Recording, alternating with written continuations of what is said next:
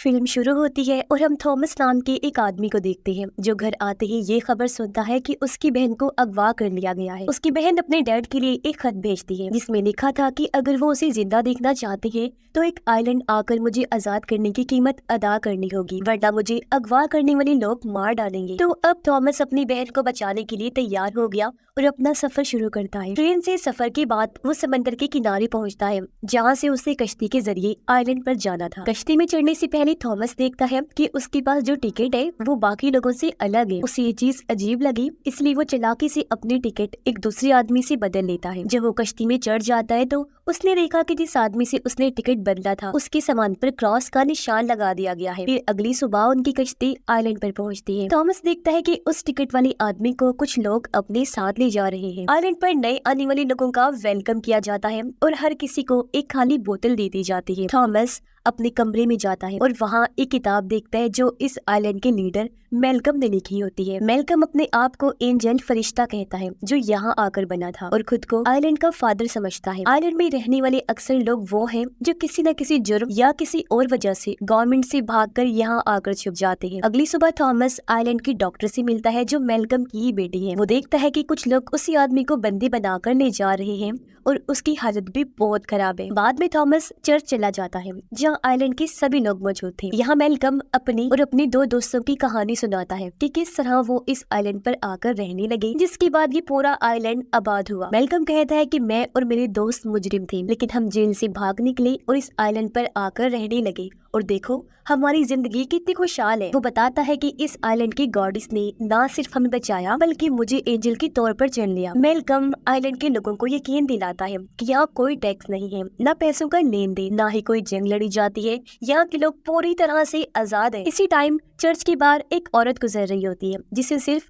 Thomas देख लेता है, पर हैरत कोई और इंसान उसे देख नहीं पा रहा था। मगर फिर मेलकम भी उस औरत को देखता है और फिर उसने थॉमस की तरफ देखा जो पहले से ही उस औरत को देख रहा था। दूसरी तरफ उस आदमी को जिसे उन्होंने पकड़ रखा था उसके सामान में उन्हें कोई पैसे नहीं मिलते और उन्हें समझ आता है कि हमने गलत आदमी को पकड़ लिया है। मेलकम के लोग समझ जाते हैं कि उस लड़की को जिसे हमने अगवा किया हुआ है, यानी थॉमस की बहन को, जो आदमी उसे लेने आया है वो हमसे यहीं पर छुपा हुआ है, जिस वजह से इन लोगों को गुस्सा आ गया और वो इस आदमी को मार देते। मेलकम के एक दोस्त का बेटा और दूसरी दोस्त की बेटी एक दूसरे से प्यार करते थे, लेकिन ये बात सबसे छुपा के रखते हैं वो लोग। इनमें लड़के का नाम जेरेमी था। रात को थॉमस गांव में घूम रहा था। वो देखता है कि नए आने वाले लोग अपनी बॉटल्स में खून जमा कर रहे हैं। फिर थॉमस मेलकम के घर के बाहर जाकर देखता है कि मेलकम एक खुफिया रास्ते से अपने घर के नीचे बनी एक जगह पर जाता है जो दरअसल एक सुरंग थी। फिर जब वो वापस आ रहा था तो जेरेमी और उसकी दोस्त को देख लेता है जो एक दूसरे को पसंद करते थे। इस टाइम वो दोनों साथ थी और थॉमस समझ जाता है कि इनके बीच कुछ चल रहा है। फिर थॉमस घर वापस आकर देखता है कि सबके दरवाजों के बाहर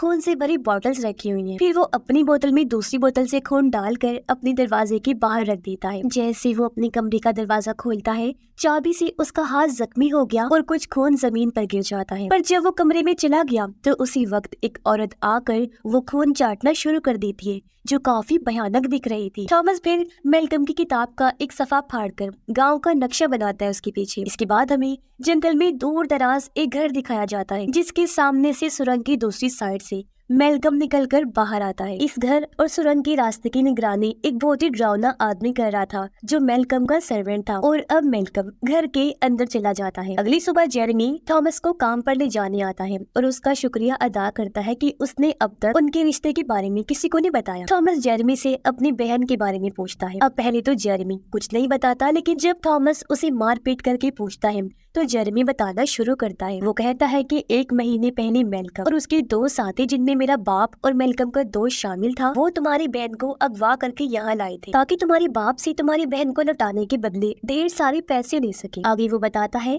कि आइलैंड के लोगों का गुजर बसर मुश्किल हो रहा है, फसलें खराब हो रही हैं और जानवर भी बच्चे देना बंद कर चुके हैं। जिंदा रहने के लिए उन्हें खाने पीने का सामान बाहर से लेना पड़ेगा। इसीलिए मेलकम और उसके साथियों को पैसों की जरूरत, जिस वजह से उन्होंने ये सब किया, वरना सब लोग भूख से मर जाएंगे। थॉमस जेरेमी से कहता है कि अगर वो चाहता है कि उनके प्यार के बारे में किसी को पता न चले तो उसे मेरी मदद करनी होगी, जिसके लिए जेरेमी मान जाता है। मेलकम सब नए लोगों को चर्च बुलाकर उनकी पहचान करना चाहता था ताकि वो इस आदमी को ढूंढ सके, यानी थॉमस को, जो अपनी बहन को बचाने आया है और उन्हें पैसे देगा। अब मेलकम की किताब सबको जुबानी याद होना जरूरी थी, ये वहाँ का असूल था, इसलिए वो सबसे अपनी किताब के कुछ सफ़े सुनने लगता है। लेकिन इससे पहले थॉमस की बारी आती और वो पकड़ा जाता, उससे पहले एक आदमी मेलकम पर हमला कर देता है, जिसे मेलकम को मारने के लिए किंग ने भेजा था, क्योंकि इस आइलैंड पर हुकूमत करने के लिए किंग मेलकम का दुश्मन बन चुका था। थॉमस मेलकम को उस आदमी से बचा लेता है, लेकिन खुद भी जख्मी हो जाता है।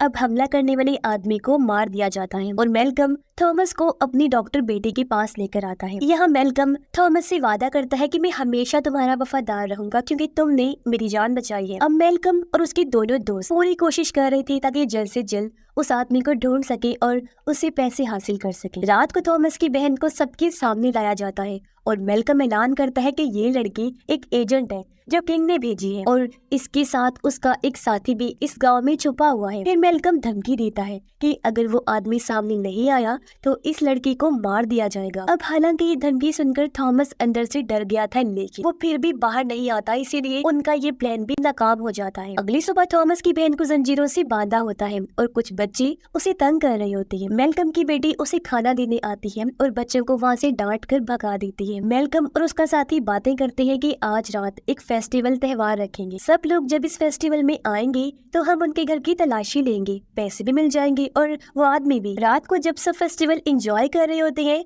थॉमस जेरेमी की मदद से मेलकम के घर की दीवार तोड़कर सुरंग में घुस जाता है। उधर मेलकम और उसका साथी जब तलाशी ले रहे थे तो थॉमस के कमरे से उन्हें नक्शा मिल जाता है जो उसने बनाया था और उन्हें शक हो जाता है कि थॉमस अभी उनके घर में ही है। मेलकम बाहर खड़े अपने दोस्त यानी जेरेमी के डैड को कहता है कि वो जाकर मेरे घर की तलाशी ले और इस लड़के को पकड़ ले। जब जेरेमी के डैड मेलकम के घर के बाहर पहुंचे तो जेरेमी को वहां पाकर वो उसे भगा देते हैं, क्योंकि वो समझ गई थी कि थॉमस की मदद करने वाला और कोई नहीं बल्कि मेरा बेटा जेरेमी है। उसी वक्त मेलकम और उसका दोस्त भी वहां आ जाते हैं। मेलकम का दोस्त थॉमस को पकड़ने के लिए सुरंग में दाखिल होता है और मेलकम की बेटी ये सब देख लेती है। फिर मेलकम अपने घोड़े पर सवार होकर सुरंग की दूसरी तरफ चला जाता है। अब सुरंग से निकलने वाले दोनों रास्ते बंद हो चुके थे और थॉमस खुद को बचाने के लिए सुरंग में मौजूद खून से भरी नाली में चला जाता है। वहाँ उसे खौफनाक औरत नजर आती है जो उसकी तरफ बढ़ रही होती है और ये वही औरत थी जो खून को चाट रही थी। थॉमस को उस औरत से अजीब सा डर महसूस होता है। खुद को बचाने के लिए वो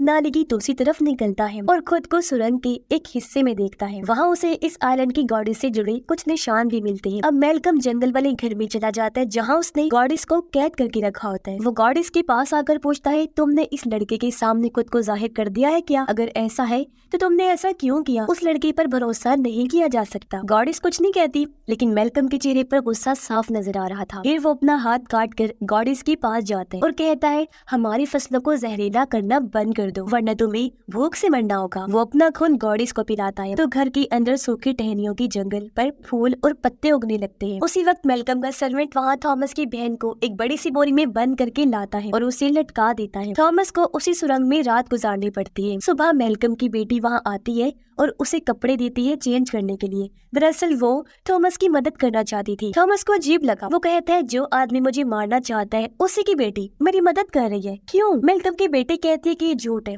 मेरे डैड कातिल नहीं हो सकती। तब थॉमस उसे बताता है कि तुम्हारा बाप एक बुरा इंसान है और झूठा एंजल बना हुआ है और उसी ने मेरी बहन को अगवा करके यहाँ कैद किया हुआ है। अब मेलकम की बेटी को थॉमस से हमदर्दी थी और वो उसे सूखे हुए खेतों में लेकर जाती है और कहती है कि यहाँ तुम्हें कोई ढूंढ नहीं पाएगा, ये फसलें जहर से तबाह हो चुकी है और यहाँ कोई नहीं आता, तुम बिल्कुल महफूज रहोगी यहाँ पर। मेलकम अपने दोस्त के घर जाता है लेकिन उसका घर खाली पड़ा था क्योंकि वो अपना सारा सामान लेकर वहाँ से जा चुका था। फिर मेलकम समंदर किनारे जाता है जहाँ उसका वही दोस्त वहाँ से जाने के लिए अपनी कश्ती तैयार कर रहा था। वो मेलकम से कहता है कि अब उसे मजीद इन सब चीजों में नहीं पड़ना, मैं अपने बेटे को लेकर यहाँ से जा रहा, यानी कि जेरेमी को। मेलकम उसे रोकता है और कहता है, हम तीनों ने इस आइलैंड को मिलकर बनाया है, तुम उसे ऐसे छोड़कर नहीं जा सकते। दूसरी तरफ जेरेमी अपने दोस्त के घर आया तो वो उसे बताती है कि मैं तुम्हारे बच्चे की माँ बनने वाली हूँ। जेरेमी अब उसे कोई चीज देना चाहता था जो देने वो बाहर जाता है, पर तभी यहाँ उस लड़की के डैड आ गए। उन्हें भी पता चल चुका था कि मेरी बेटी बेटी प्रेग्नेंट है। वो अपनी बेटी से कहते हैं कि ये बच्चा तुम्हारी मौत की वजह बनेगा, लेकिन उसकी बेटी कोई बात नहीं मानती। पर जब जेरेमी वापस आया तो देखता है कि उसकी दोस्त को उसके बाप ने मार दिया है। ये देखकर जेरेमी गुस्से से पागल हो गया। वो अपने दोस्त के डैड पर हमला कर देता है और उसे जख्मी कर देता है। लड़की का बाप जल्दी से घर से बाहर भागा और लोगों को कहता है कि ये कातिल है, इसने मेरी बेटी को मार दिया और अब मुझे मारना चाहता है, क्योंकि लोगों के सामने वो अपने आप को मजलूम साबित करना चाहता था। अब जेरेमी ये देखकर वहाँ से भाग जाते हैं और लड़की का बाप कहता है ये मुजरिम है और इसे प्योरीफाई करना होगा, यानी कि पाक साफ करना होगा। तब गार्ड उसे कहते हैं कि प्योरीफाई का हुक्म सिर्फ हमारे एंजल मेलकम ही दे सकते। लेकिन लड़की का बाप यानी मेलकम का दोस्त कहता है कि मेलकम असल लीडर नहीं है, असल लीडर तो मैं हूँ और मेरा हुक्म तुम्हें मानना होगा। इसलिए गार्ड्स जेरेमी को पकड़ने के लिए उसका पीछा करते हैं। वो भागता हुआ सूखे हुए खेतों में मेलकम की बेटे के पास चला जाता है और उससे मदद मांगता है, मगर इतनी देर में गार्ड्स भी वहाँ पहुँच जाते हैं और उसे उठाकर वापस ले जाने लगते हैं। मेलकम की बेटी उन गार्ड्स को रोकने की कोशिश करती है और उनके पीछे चली जाती है। थॉमस भी चाहता था कि वो जेरेमी को बचा ले, तो वो भी उनका पीछा करता है। फिर जेरेमी को मेलकम के गद्दार दोस्त के पास लाया जाता है, जहाँ वो कहता है कि हमें फौरन इसे प्योरीफाई करना होगा। फिर प्योरीफाई के नाम पर वो उसे मार देते हैं। हालांकि मेलकम की बेटी उन्हें रोकती भी है और फिर यहाँ थॉमस को भी पकड़ लिया जाता है। इसी दौरान मेलकम और उसका दोस्त यानी जेरेमी के डैड भी वहाँ पहुँच जाते हैं, लेकिन तब तक बहुत देर हो चुकी थी और जेरेमी मर चुका था। जेरेमी के डैड उसके लिए बहुत रोते हैं। तब मेलकम का दूसरा गद्दार साथी अपने गार्ड्स को कहता है कि इसे यहाँ से ले जाओ। मेलकम अपने उस साथी से कहता है कि ये सब तुमने ठीक नहीं किया और असली लीडर मैं ही। तब उसका साथी जवाब में कहता है कि तुम नहीं बल्कि मैं हूँ असली लीडर। वो मेलकम को लोगों के सामने बुज़दिल और कमजोर साबित करने के लिए कहता है कि ये एक झूठा एंजल है और इसी की वजह से आज हमें बुरे दिन देखने पड़ रहे हैं। फिर वो मेलकम को कहता है कि अगर वो असली लीडर है तो अपने आप को साबित कर, जिसके लिए तुम्हें सबके सामने थॉमस को खत्म करना होगा, जो चीज तुम्हारी बेटी भी देखी। जब मेलकम थॉमस को मारने के लिए आगे बढ़ा तो उसकी बेटी बीच में आकर उन्हें रोकने की कोशिश करती है, पर मेलकम कहता है कि नहीं, अब यही ठीक होगा कि हम इसे मार दें। लेकिन इससे पहले वो थॉमस को मारता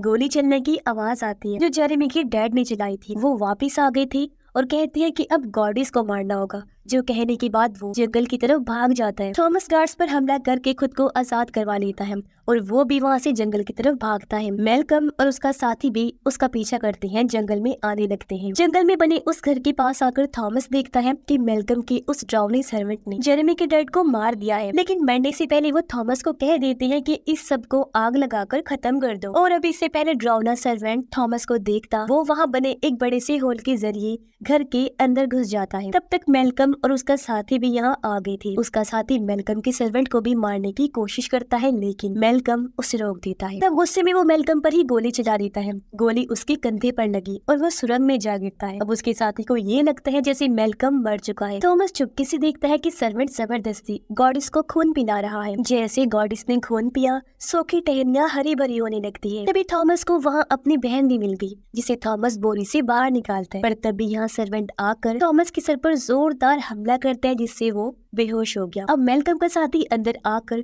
थॉमस की बहन को ले जाता है, जिसके बाद वो मेलकम के घर जाकर उसकी बेटी को भी गिरफ्तार कर लेता है। जब थॉमस को होश आया तो वो अपने आप को ग्राइंडर मशीन के साथ बंधा हुआ पाता है। अब इससे पहले मशीन उसे पीस के रख दी। खुशकिस्मती से उसकी रस्सी खुल गई और थॉमस आजाद हो जाता है। वो आजाद तो हो गया था, लेकिन उसका हाथ बुरी तरह जख्मी हो गया था। लेकिन किसी तरह वो ड्राउने सर्वेंट को रस्सी से बांधकर ग्राइंडर मशीन में जबरदस्ती डालकर उसे मार देते हैं। फिर वो गॉडिस के पास जाते हैं, जो उसे कहते हैं कि तुम आ गई हो, मुझे तुम्हारा ही इंतजार था। फिर गॉडिस उसका सर पकड़कर उसे वो सब दिखाती है जो मेलकम और उसके दोनों दोस्तों ने यहाँ आकर किया था। उन्होंने गॉडिस को पकड़कर कैद कर लिया और उस पर बहुत जुल्म किया। फिर गॉडिस थॉमस को कहती है, अब प्लीज इन सब चीजों से मुझे आजाद कर दो, मेरी जान छुड़वा दो। ये सुनकर थॉमस गॉडिस को आग लगा देता है और वो जलकर खत्म हो जाती है। ऐसा होते ही गांव के घरों में भी आग भड़क उठी और सब कुछ जलकर खत्म हो जाता है। अपनी जान बचाने के लिए लोग गांव से निकलकर कश्तियों की तरफ जाने लगती है। मेलकम भी बच गया था और वो भी वहाँ से निकलने लगता है। उधर मेलकम के साथी ने थॉमस की बहन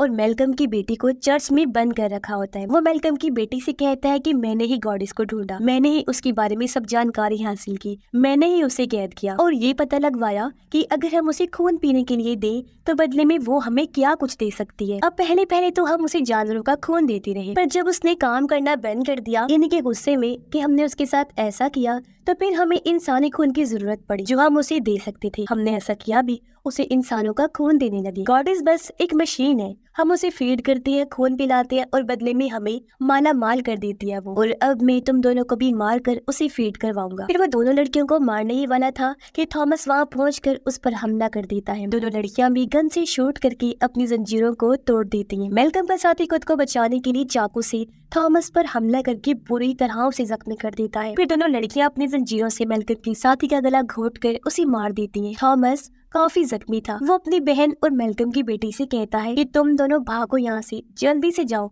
कश्ती तुम्हारा इंतजार कर रही है। थॉमस की बहन कहती है भाई हम तुम्हें यहाँ छोड़ के नहीं जाएंगे। फिर वो उसे भी अपने साथ लेकर कश्ती की तरफ जाने लगते हैं, पर थॉमस इतना ज्यादा जख्मी था कि उसका बचना मुश्किल लग रहा था और वो बीच में ही गिर जाता है। वो अपनी बहन से कहता है मैंने खुद से वादा किया था कि मैं भले ही जिंदा रहूं या ना रहूं, पर तुम्हारी जान जरूर बचा लूंगा। अब मेरी बहन बात को समझो, तुम्हें मुझे यहाँ छोड़कर अकेले ही जाना होगा। तब थॉमस की बहन और मेलकम की बेटी दिल पर पत्थर रख के कश्ती में जाकर बैठ गई और वहाँ से निकल जाती है। मेलकम भी वहाँ आता है और देखता है कि जहाँ जहाँ थॉमस का खून गिरा वहाँ नए पौधे उगने लगते हैं। ये देखकर थॉमस मुस्कुराता है और जमीन पर लेट गया, पर तभी बहुत सारे पौधे जमीन से निकलकर थॉमस से लिपट गए और उसे अपने अंदर समा लेते हैं। अब ये देखकर मेलकम भी मुस्कुराता है क्योंकि अभी साइलेंट का नया गॉड थॉमस बन चुका था। यहाँ के लोगों को अब भूख से मरना नहीं पड़ेगा क्योंकि थॉमस की वजह से उन लोगों के पास किसी चीज की कमी नहीं होगी। वो भी उन्हें माला माल कर देगा और ये आइलैंड हमेशा खुशहाली वाली जिंदगी गुजारेगा। और इसी के साथ